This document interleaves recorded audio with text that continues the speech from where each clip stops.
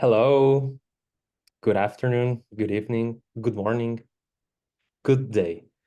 Let's give 2 minutes so everyone joins, and then we can start with today's webinar of the World Bank Action Day and all the great information we have for you, and also all the actions we are planning to advocate for a better commitment of the World Bank to stop funding fossil fuels and to support just clean energy for a livable planet.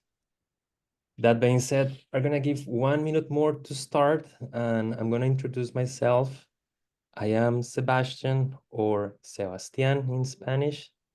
I am the new climate finance campaign manager at the Climate Reality Project. I'm based here in Washington, D.C., and I'm here with two of my great colleagues from an organization that has partnered with us greatly over the year, which is Urgewald. So I will pass it to you. And maybe Ute. Hello, my name is Ute. I'm with Urgewald since 6 years, and I'm the lead campaigner on the World Bank Action Day. Hi everyone, my name is Dustin Schäfer. I work with Urgewald since 2019. I'm based in Berlin and I'm leading our team that works on multilateral financial institutions, and I'm very excited to be here and discuss with you what we can do about the fossil fuel investments of the World Bank Group today. Fantastic. Thank you so much. So let's get started with our webinar today. We encourage you, if you have any questions, comments, or concerns, in the Zoom, you find the Q&A icon in the bar at the bottom. Please use it, raise your questions and your concerns there, and we will do our best to reply to them over the call or also at the end of the call, in which we are saving some minutes to Q&A. So thank you so much, and let's get started. So this is something very important for us. The coming week, the World Bank will be hosting their annual meetings, and during these meetings, the members of the World Bank, ministries, members of higher level of governments will take key decisions about the work the World Bank does. And because those key decisions will shape the future for many people, it's good to be aware, understand the process, and take action. And that's the goal of this webinar. Tell you a bit more of the World Bank, climate finance, and the actions we have in order to make them be accountable and committed to have just clean energy on a livable planet. Let's get started with a short introduction on what's climate finance. This is a topic that is trendy right now. It's being used many places, and I can share some little information on how to understand the topic. Let's imagine this is your house, and let's imagine your house suddenly gets flooded. We need to pay to fix our house. We need to pay to get the water out, repair the walls, have a new carpet. That money that we pay to repair our house, we can call it as the costs of climate impacts. Now, we fixed our house, but we know that it can get flooded again because we have more rains, heavy rains because of climate change. So we want our house to be ready for future floods. So we might have new walls, elevate the house, move it from the river elsewhere. All this money that we are using to adapt our house are the costs of climate adaptation. And let's say we truly want those storms to stop, and we truly want floodings to be as extreme as it has been. Well, we have to fix climate change. And for that, we have to invest a lot of money in climate change mitigation. All of this to say that climate finance is all the money we have to use to adapt, pay the costs and the impacts, and mitigate climate change. It's a lot of money. Some researchers have shared this information in which the investments in climate change today will be 6 times cheaper than the inaction we will have in the future. That being said, if today we do the right move with our finance, we will save 6 times more costs than if we don't in the future. So with this, briefly, climate finance refers to local, national, and transnational financing that comes from both private and public sources that is aimed to support climate change action. This finance can come from loans, concessional loans, warranties, and grants. And again, you can find those sources from different components as private and public. We need a lot of money to solve the climate crisis. By 2030, the world required to have double the investments in clean energy and triple the investments in energy efficiency to be able to reach out to 1.5 degrees target. And also, by 2050, the cost of climate change, like more houses being flooded or on fire or hit by hurricanes, can cost us 19% of the whole economy, which can go to 38 trillion. Also in 2029, in the Copenhagen conference, wealthy nations committed to mobilize 100 billion per year to support climate action.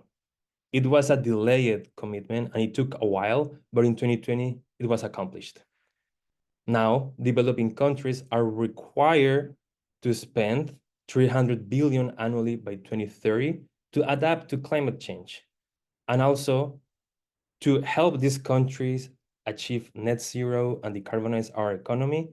We need at least 2 trillion per year, and also 1 trillion coming from international sources to support these nations.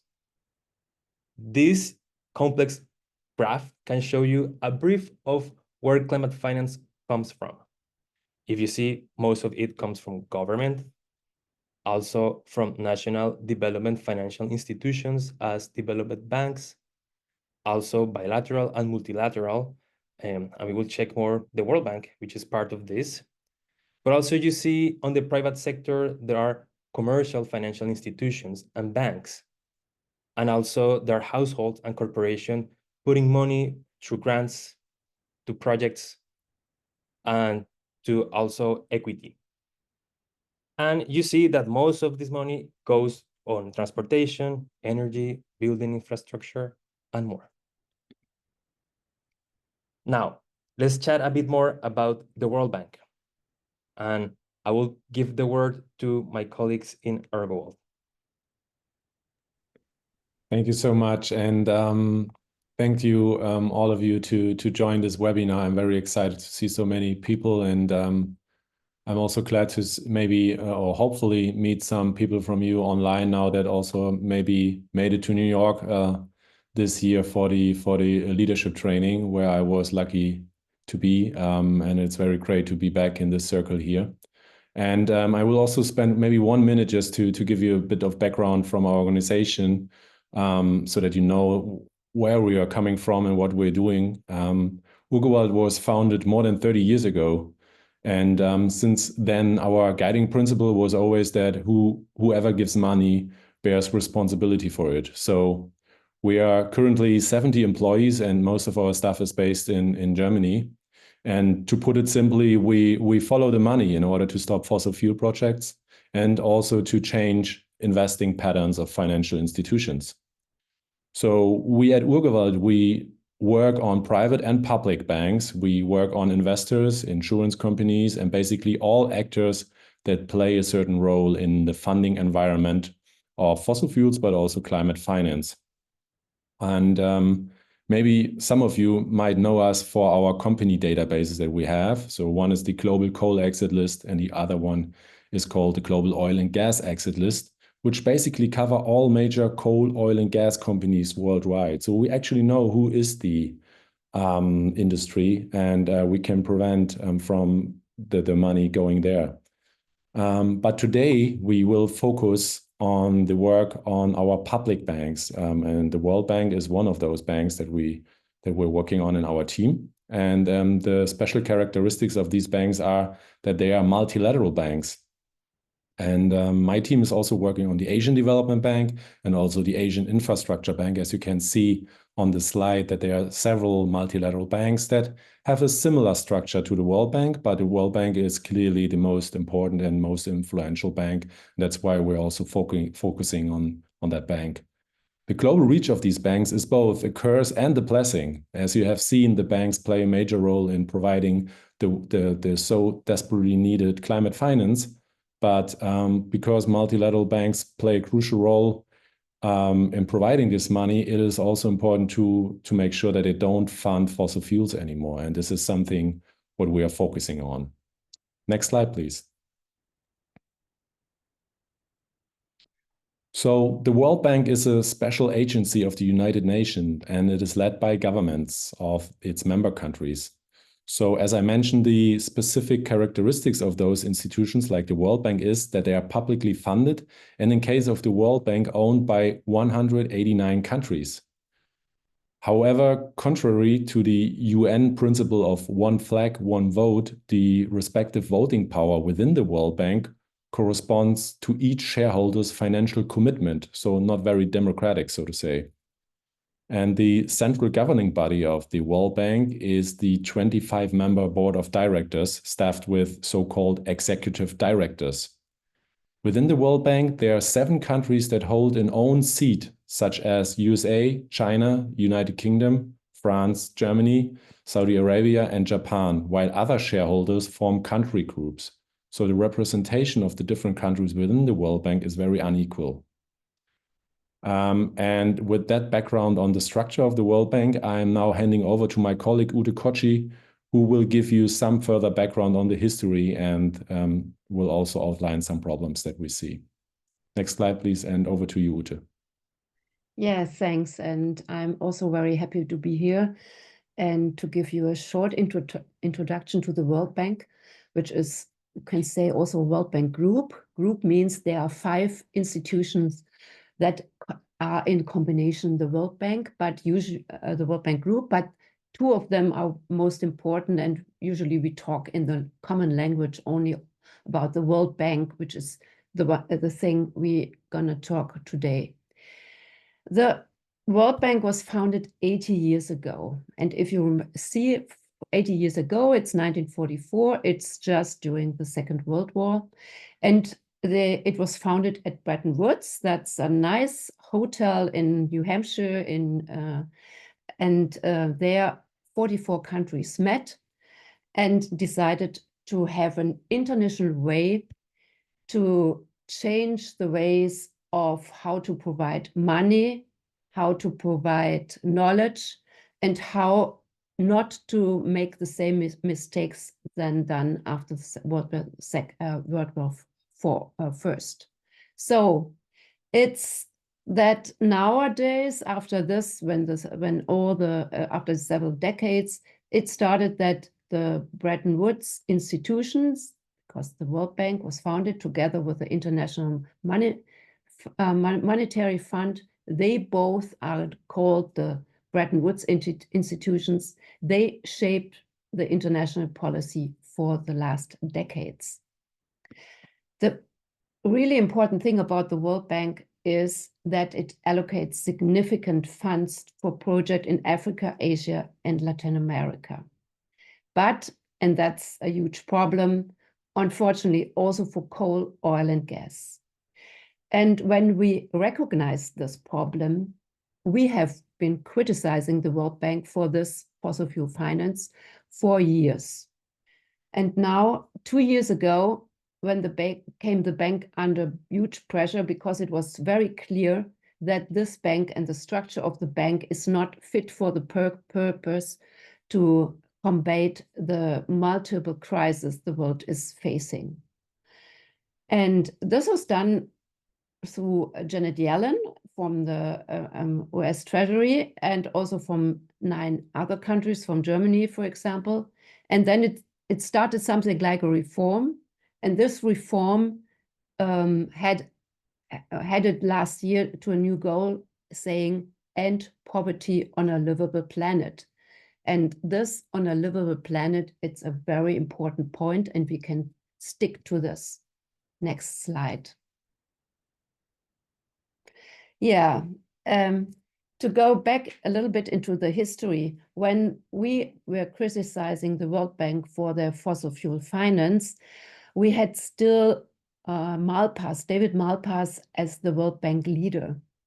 And when he was asked about climate change, it was 3 years ago, he said, "Oh, I'm not a scientist." And that's when Al Gore called the World Bank chief a climate denier, saying a person who is saying this is not capable of leading the World Bank. And so he was made to quit. And now we got a new president, Ajay Banga. And we have to say, we are criticizing the new World Bank president again, but it's important to know David Malpass had to go because he denied climate change. Next slide. Yeah, it was already told. In 2015, the World Bank supported the Paris Agreement. But when we checked on this, we saw that the World Bank was still funneling 17 billion through the last years into coal, oil, and gas, and not telling the truth when they were asked about this. Because fossil fuel support is very intransparent and it's becoming less visible. The World Bank gave money into direct project, but also increasingly, and that's happening now during the last years, uses opaque financing tools like development policy lending and trade finance. And this is what we called indirect money flows. And the indirect money flows, they are huge ones. So money spent on fossil fuels is money not available to expand renewable energy, and that's a huge problem. And I'm passing on to Dustin for the next slides. Thank you. So I think the last point was very important to understand that we're not only against fossil fuels due to the environmental impact that they have, but also due to the fact that it is unmobilized money for the good things we want to finance, and we have to finance and mobilize. So that's why we are very specifically looking at the fossil fuel investments of the World Bank and other multilateral development banks. And Ute mentioned indirect lending instruments, and one instrument is so-called trade finance. And I hope it is not getting too boring or complicated now, but it's kind of complicated and nitty-gritty to understand. And just to make you aware of that, it is not only complicated for people who don't work on the World Bank on a daily basis as we do, but it's also even complicated for shareholders. We can tell you that for sure. It's really hard for them to understand, and that's why it's really hard for them to do their oversight function. So what is trade finance? Trade finance is an umbrella term which covers many types of different financial products that banks, commodity traders, and companies utilize to facilitate trade transactions. So in general, trade finance products make trade transactions feasible by either guaranteeing or payments or by providing short-term loans to pay for supplies and for services, to produce the goods and to pay for the imported goods themselves. So as such, trade finance allows exporters and importers support and grow their businesses while using and risking little of their own money. So it's a very important tool for import and export of different goods.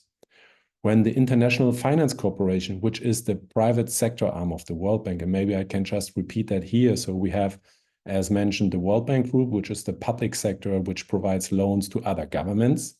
And we have the private sector arm, the IFC, for example, and MIGA, who provides loans and guarantees to private actors.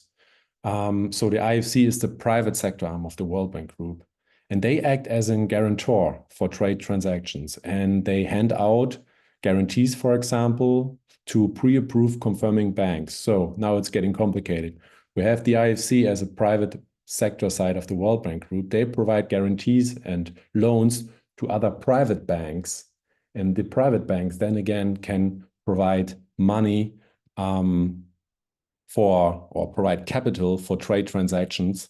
And many of those banks that receive the money from the IFC, these are well-known banks that mostly invest in fossil fuels. So one wonders what they will do with IFC trade finance. So what we are trying here together with our colleagues is to analyze what goods are actually traded, which is very challenging since the World Bank is not very transparent at all in that regard. And as mentioned before, even shareholders have had a hard time since our first publication on trade finance to receive valid information from the World Bank management. So it's not only a challenge from outside, but even from inside to receive valid information on that financial instruments. So our research suggests that alone in fiscal year 23, so the fiscal year from the bank always runs from June to June, the IFC committed roughly 16 billion to its trade finance program. So they have 9 different trade finance programs. And we estimate that roughly 30% of that amount, or 4.7 billion, estimated to go towards fossil fuel projects, which is a huge amount of money that we could spend otherwise. So at the same time, for the World Bank to claim that its investments are 85% Paris-aligned is not very precise, to say the least. If we consider the fact that trade finance makes up almost 60% of the whole portfolio of the IFC. So the private sector arm of the World Bank, the whole portfolio is made of 60% of fossil fuel, where we estimate that 30% of it goes to fossil fuels. So the claim that the overall portfolio is 80% or 85% Paris-aligned is not precise, we would say. Next slide, please. Oh, are we already there? Sorry. I think it became very clear that we have different goals within the bank and different demands from outside, which often cause conflicting interests.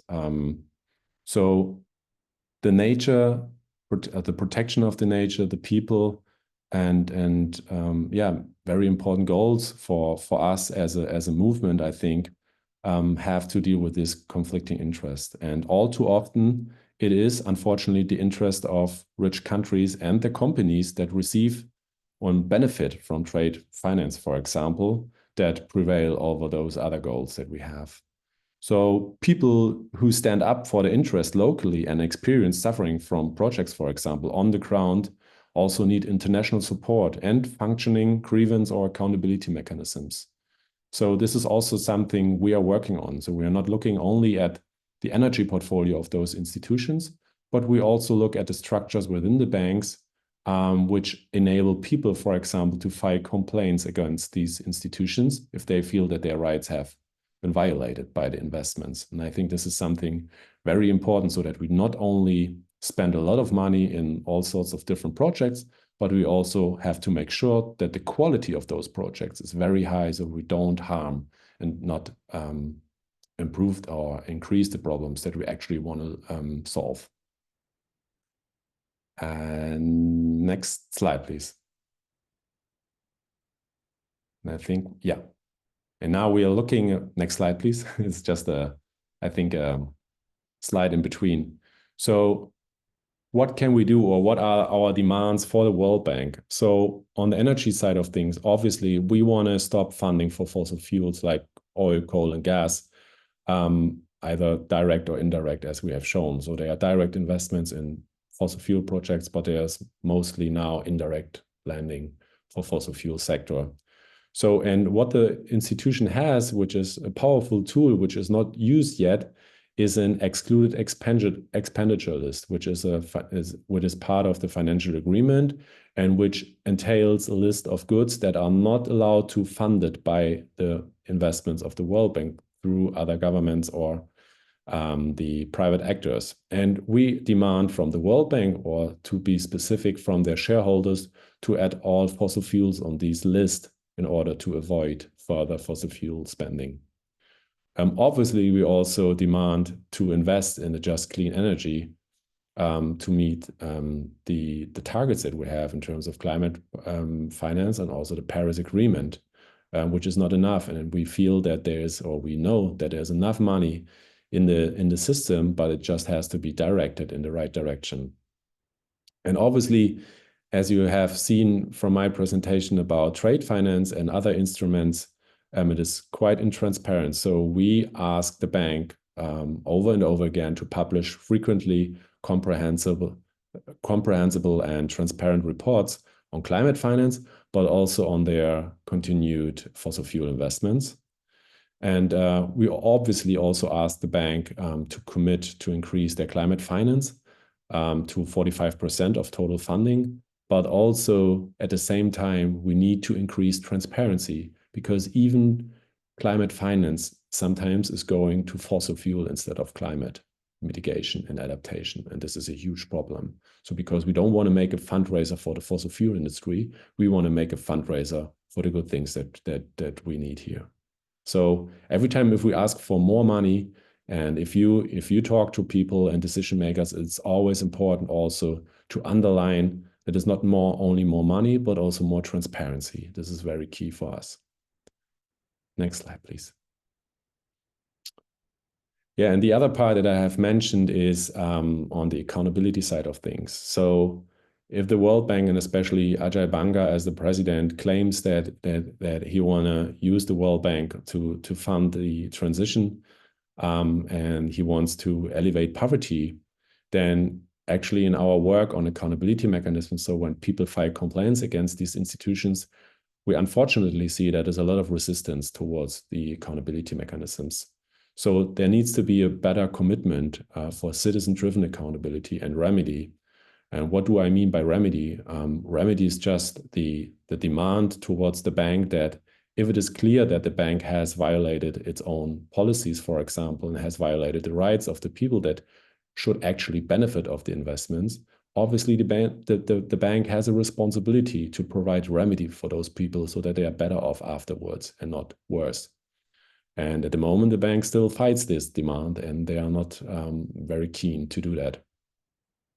So the other part that we demand from our shareholders is that they should establish audits with independent verification for transparency, so that we just have a clear picture of where the money actually goes. Because as we said, it's still very intransparent. It's very hard to trace actually if the money goes from the bank towards private banks and then to companies. As you can imagine, it's a lot of manual research work.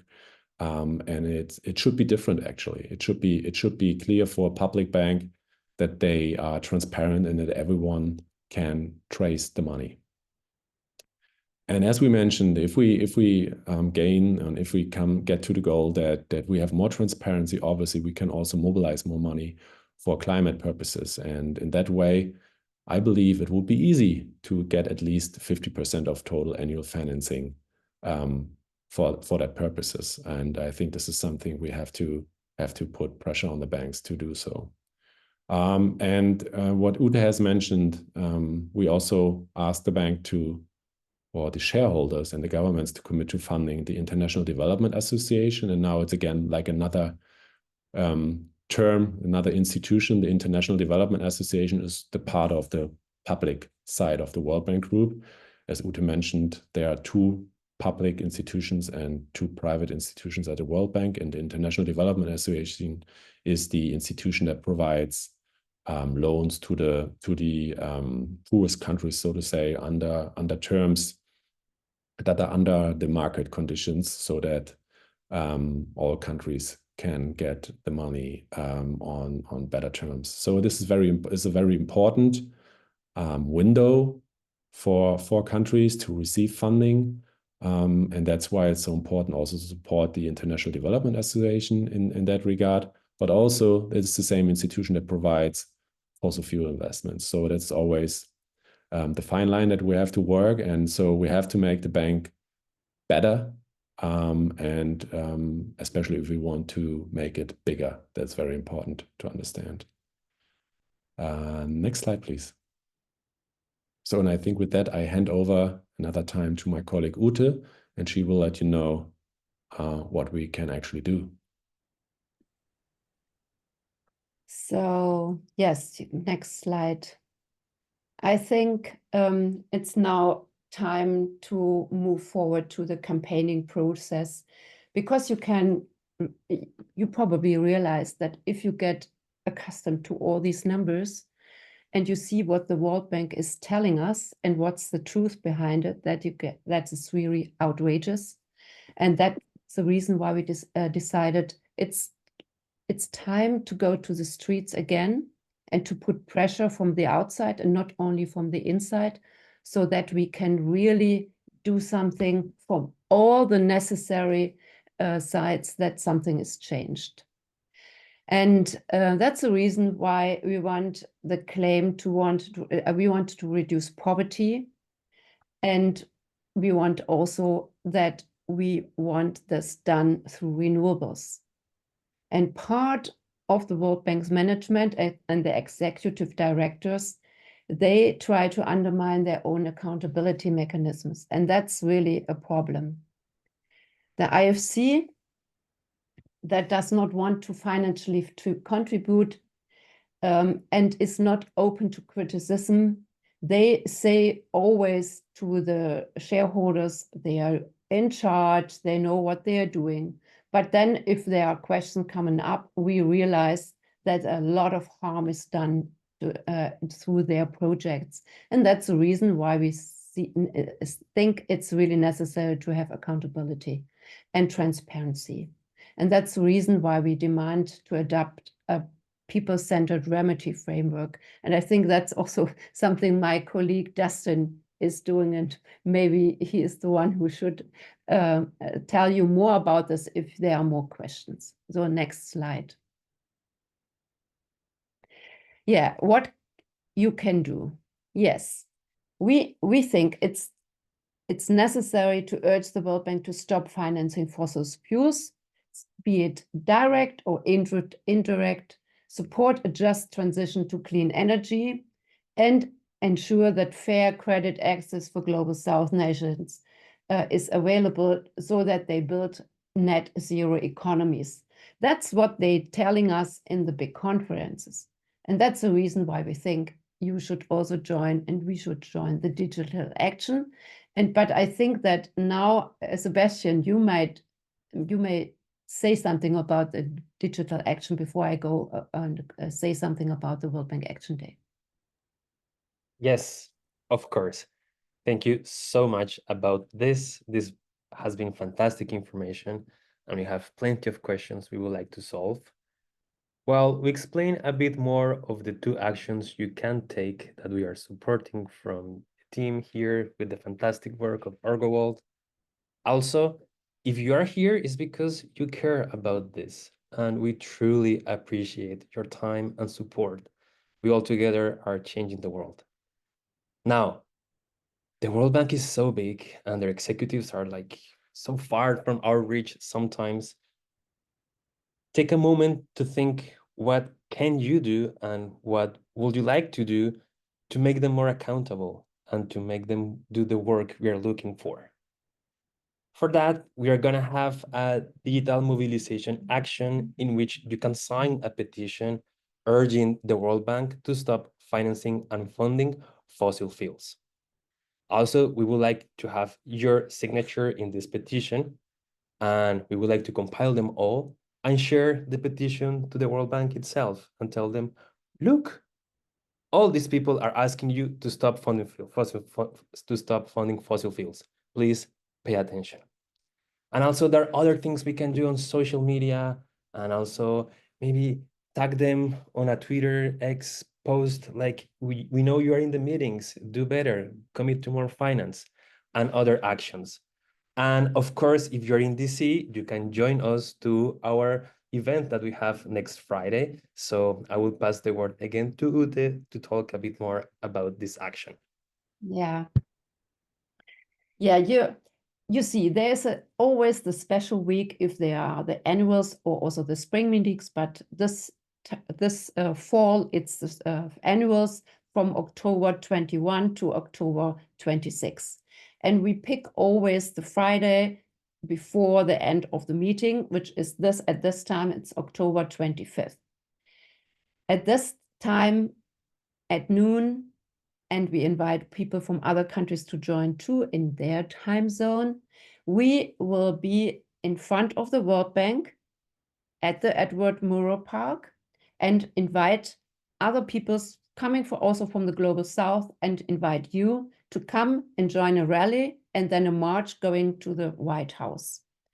What we usually do is that we invite the people who were coming there and who are coming with their topics, with their problems, with their projects, and with their critique, that they speak up, telling other peoples what's happening in their country, in their region, in their local communities. And if you listen to these people, you realize that's a lot going on and that the World Bank is really should take up responsibility for this all. And that's the reason why we come together at the World Bank Action Day and then have this rally, have a march, and then we have also media outreach so that we can put pressure openly and publicly on the World Bank. If it's only done internally, the World Bank is not listening or that's not strong enough. We need to be on the streets. And I hope that we will have a great outcome this year. It's Friday in 1 week, next week. And so I hope we see you there. So if you have a friend, if you know someone who is attending to the World Bank annual meetings, please let us know. I did share my email over the Zoom chat, and you can also see our email in the invitation of the link. Please let us know and we can come together. We are participating in some different events of our coalition in which we like to raise our voice and also our demands. Let us know. And if you are also in DC during that day, as Ute said, please join us to this fantastic action we are holding together. That being said, also, we hope to send you more information and more actions we can take to keep pressing the World Bank to fund clean energy for a livable planet. That being said, this is our information for now. Thank you so much for being here. And we're gonna open now the floor to solve some of your questions. So we do have some questions here in the chat. And there is the first one that I'm gonna read here. And it says, where does the 300 billion commitment from developing countries come from? And also, where is it that money going to increase? So we have the commitments from different countries, especially bigger polluters. And this commitment has been increasing every year since the first COP. So we hope at COP29 to have broader and stronger commitments from global North countries to provide funding to global South nations that are facing most of the impacts of climate change. And we always hope this amount of money increases because it's not enough. And as we showed at the beginning of this webinar, climate change is so costly that the more money we can allocate, the better. Before we move on with the following question, Ute and Dustin, would you like to share something? I think for this one, the important thing is that we need a lot of money for developing countries. And I can tell you that the promises made by the governments to give this money, they are not done. And especially I can say something about Germany. We are not fulfilling our commitments. And so that's the reason why we're still fighting for more money and why it's necessary to support the developing countries with funding and to give them the opportunity to fight climate change. And yeah, like I said, the promise is done through the World Bank and also through the governments. If they are not fulfilled, it's always the unjust situation that the rich countries, they will survive and the other ones will not. And that can't be the truth of our future world. Thank you so much. We're going to continue with another question we have in the chat, and it says, interesting session. Just have this quick query. Transitioning to just energy also requires huge economic diversification and capacity building for the greener investments. Considering the prevailing poverty, where are we standing at it, or what efficiently could be done to sustain the sustainable livelihood while transitioning to just energy ecosystem? This is such a wonderful question, especially because investing in clean energy and transitioning to a safer environment for all of us is profitable. And also, it's a way to create development, jobs, and great welfare for nations that are implementing these policies. We have seen great examples of different nations, for example, in Europe, in which they have done great investments in clean energy.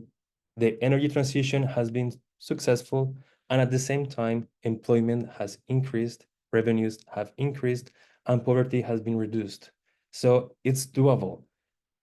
What we want to do is to put the money in the right place so we can have benefits for everyone, the people and the planet. And Ute and Danis, I will pass the word to you too. Yeah, one has to realize that if you are going into renewables, I agree very much, you need a lot of capacity building.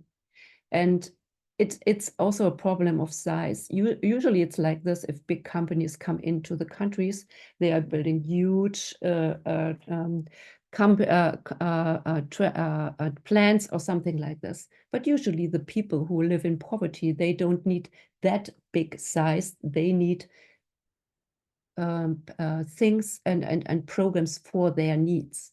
And this demands a special attitude. And it should be done like this, that the World Bank giving project to the people on the ground, to the communities, to women and men's group who are fighting for their living. And it's sometimes done in a very different way than huge companies think they are working. And that's the thing. We demand also that the World Bank is looking at the community level, what they need. But you know, many of these countries, these governments are very autocratic. They don't want to talk to their people, and they want to have huge money. And this is a problem. The shareholders of the bank, for example, the ones who are rich enough, they should take care that the World Bank is giving the money not only to the governments, but to the people. And that's the question. Where does the money go? If it goes to the people, that's the right thing to do. And we realize that if it goes to renewables, it goes mostly to the people and not to the big companies. And that's the difference. If I may add here, and I think this is a very important question that was asked, and it's a very timely question, because we will have next week, we will have a meeting with the European executive directors, with a couple of NGOs, and we will provide 3 different briefings to them, which we will discuss. And one briefing actually is on economic transformation. So it's very timely. And we have criticized, or we're criticizing the bank within their new so-called scorecard, where the new president wants to measure the impact of the investments. And the scorecard misses actually an indicator for economic transformation, which is a huge problem, because if you don't measure it, it's unlikely that it will happen. So we criticize that this indicator is missing.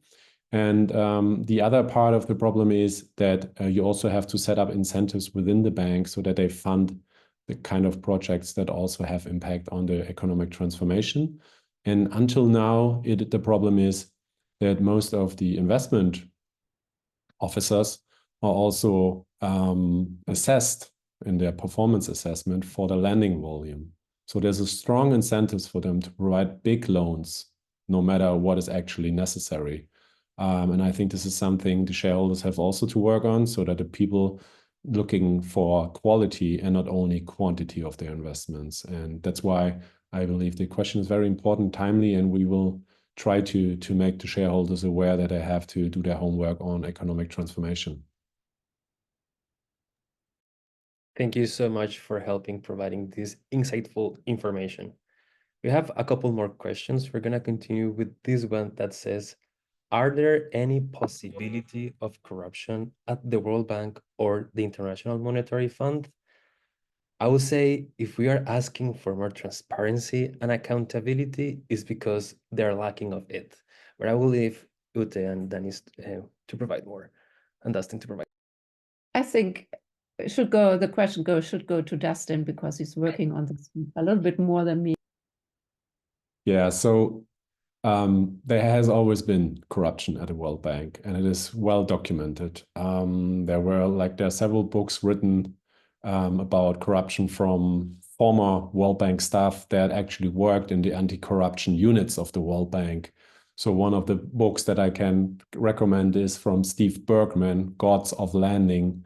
This is a very telling book, and he worked for 20 years within the bank and fought against corruption. So yes, there's corruption. And yes, everywhere where big money flows, there is kind of corruption, and this is a huge problem. And that's why we need transparency. And this is not only within the bank, it's also obviously within the country. So if huge amounts of money flow into a country, especially one instrument that you might have heard is development policy lending, which is money that goes into the budgets of the countries directly. And it's very hard to trace actually where the money goes then afterwards from the budget. And there's obviously a lot of corruption involved, unfortunately. And that's why we need transparency to make it happen, that we can actually use each and every dollar, because we don't have a single dollar to waste, and we don't have time to waste for the important issues that we're working on. And that's why, yes, unfortunately, there's corruption. And this is a huge topic that we have to tackle. Thank you, Dustin, very much. Thank you, Ute, for this information. We do have plenty of questions, so I'm sorry to tell that we might not be able to answer to all of them, but we will try our best. We will continue with this one that says, so why you all want to call the World Bank irresponsible in direct ways if it's the stakeholders responsible? This is very, very important, especially considering that the United States is the main shareholders of the World Bank and of the countries that has a better position within the bank. So as such as the World Bank has shareholders who provide the money, there are other shareholders for other banks internationally. Plenty of multilateral development banks have different shareholders. Yes, we need them to take action, and we need them to commit to better policies within their institutions. That's why we have previously targeted directive roles within the bank for them to consider our demands, but also we are doing our working in-house to advocate for different policymakers and decision makers locally in the US to have better commitments for international climate finance. That being said, the reason why we want to walk to the White House in the rally march of next Friday is because of this. To tell the World Bank, we have our eyes on you, and then go to the White House and tell the White House, you, main shareholder of the World Bank, we also have the eyes on you. I will pass it also to Ute and Dustin to add more. Yeah. The interesting is that you have shareholders, and these shareholders are using their power through the executive directors, 25. And these executive directors, they take turns every several years. For example, after 4 or 5 years, they go back into their ministries. That leaves the bank with their own management. You have the management of the bank on one side, and you have the shareholders on one side, on the other side. The shareholders meet regularly every week. That's important, and they check every project, más o menos. But the management, like in every real administration, has the real power, because they stay day and night for years, and they know how to do all the dirty tricks too. So that's the problem. You have the management, and the management can make decisions before the shareholders, the EDs, are even aware of it. And that's what Dustin and I are always doing, all the other civil society groups too, to to give the information about the things, what's happening through the management to the EDs, so that the EDs and the shareholders knows, and then go back to the World Bank management. And now we have also to convince Ajay Banga, the president, because he still believes his management much more than the critique. And that's a real huge problem. Yeah. And that's also why we take to the streets and say, don't trust management too much. They have the real power. It's not always the shareholders. Yeah. Thank you. Thank you so much for this very relevant information.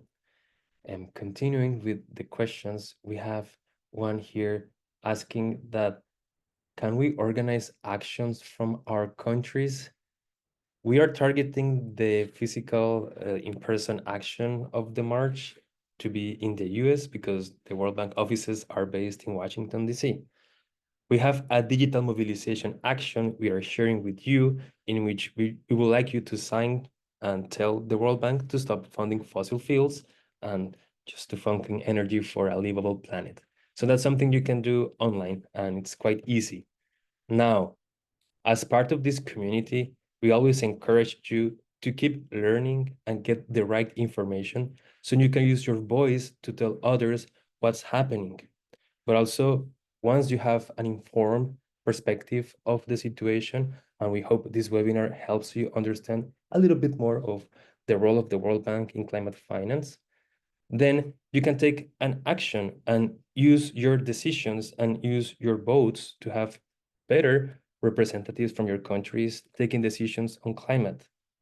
You can also make a call to the governors of your local World Bank. You can also organize yourself with more leaders and go on a rally, as we are doing in DC, to one of their offices. But for sure, give us some weeks and we might share on the newsletter some other actions that you can take on your country to ask the World Bank to commit to its mission. And I will share the word also to Ute and Dustin, because I'm sure you have more recommendations.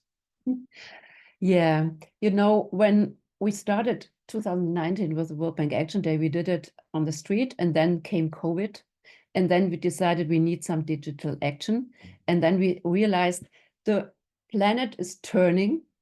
And if it starts, the October 25th start in the Asian region. And so we invite the people from Asia to come and do something at their time zone at noon at the same day. So, and it passes on through the world, so that if you are capable of doing something on the 25th at noon in your time zone, or at another time, it's not that important, and you join the digital action, and it's done with the hashtags we provide, then this helps to put pressure on the bank too.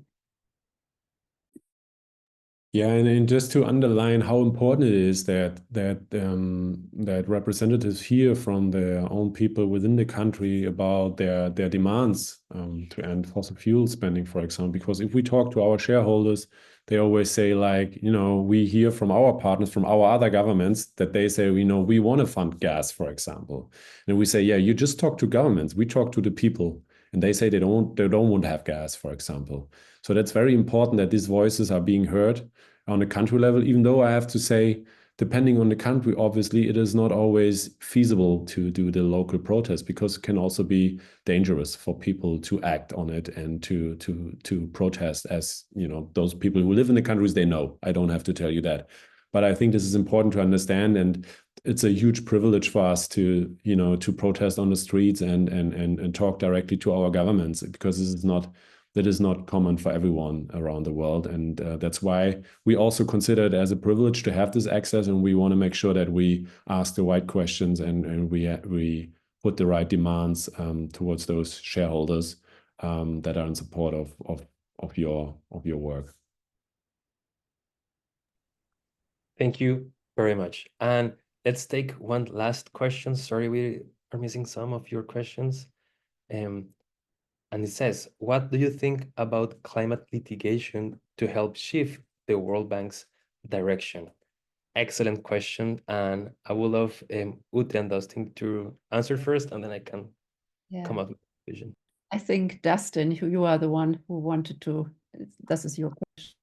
Yeah, I think it's very important. It's a very important strategy to exert more pressure on the institutions, also especially on the companies. And I think it has been utilized more and more in the past, and it will gain traction in the future. I think there are more and more NGOs that also realize that this, soft law that we're using and the advocacy on policies from the institutions is not enough anymore. It is also important, and I think the different strategies complement each other, so we can try to reach our goals from different angles. And I think these kind of litigations are very important, and they were also very important in the early days of the multilateral development campaigns. And many of us in our field, from our partners in the civil society, actually have a background in international law and environmental law. So many of those people who have actually shaped the kind of work that we're doing today have done that in the past.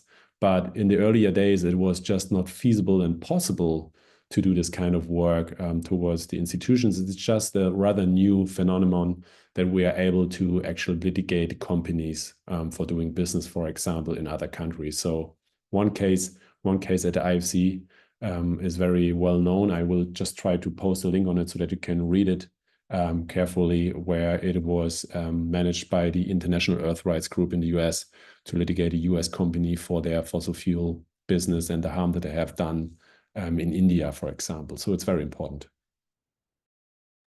I agree. Let's track the money. Let's monitor their decisions, and let's take actions locally and globally. Join our campaign to just fund clean energy for a livable planet, and also help us in mobilizing all the resources we require for a just transition to have a safer planet for us. We will keep working on have a massive public and private investment of clean energy, in promoting fair and accessible credit for global South nations, and especially to full funding adaptation and loss and damage for those impacted. Thank you so much for reading this webinar. We will share more information over the email. Please follow us on social media. Thank you so much, Ute and Dustin and Janice, for your excellent work, and Urgewald, and we hope to see you in another webinar. Take care, and thank you. Thank you so much. See you soon. See you in Washington, D.C., hopefully. Happy to be a part of this, and happy to join all the events in Washington, D.C.